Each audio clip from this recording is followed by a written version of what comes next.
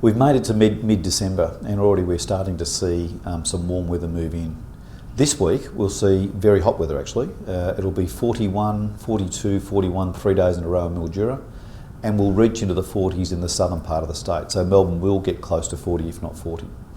That's interesting because obviously when you look at fires it's about heat, it's about dry conditions, so we won't have rain, and it's about winds. This week though the winds will be moderate, so we haven't got excessive winds, which means the fire danger ratings will be very high or severe in most parts of the state Thursday, Friday.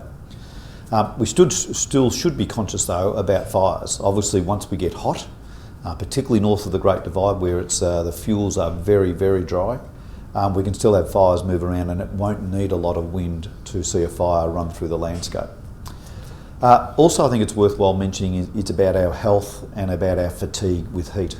Once we get into these hot weeks, the overnight temperatures stay very hot, and again Thursday night we'll see temperatures in the mid-20s that will see a very hot night.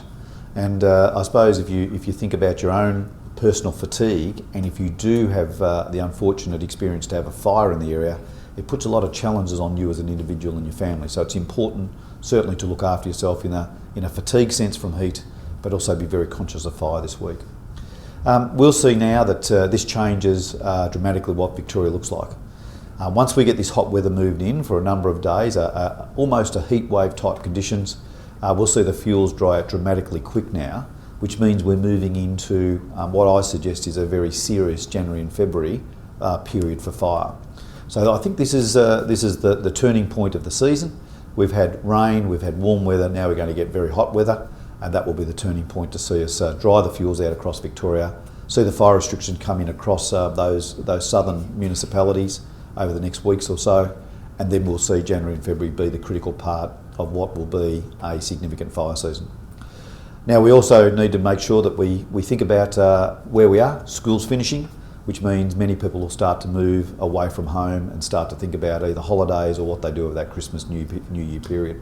So if you are travelling, make sure you get the information around the fire danger ratings for where you're going and what you need to do. So don't just rely on being at home, think about where you're going and think about what it means to you and your family about fire danger and also heat.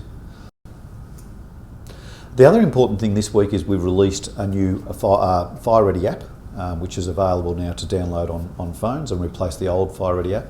And the second thing, which is really important, is a new website. And the new website is an all hazards website, so it's got not only fire information but other emergencies.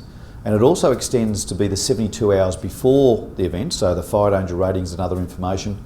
It will have incident warnings there, and also extends into the relief and recovery, which is the 72 hours after an event if one does occur. So certainly go and have a look at that website.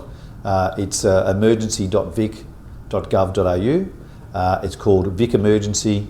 It's the new website, the website that ultimately will replace the current CFA, SES, MFB and DEPI websites for their incident information, and have one place to go to get all of the emergency information that people in Victoria will need.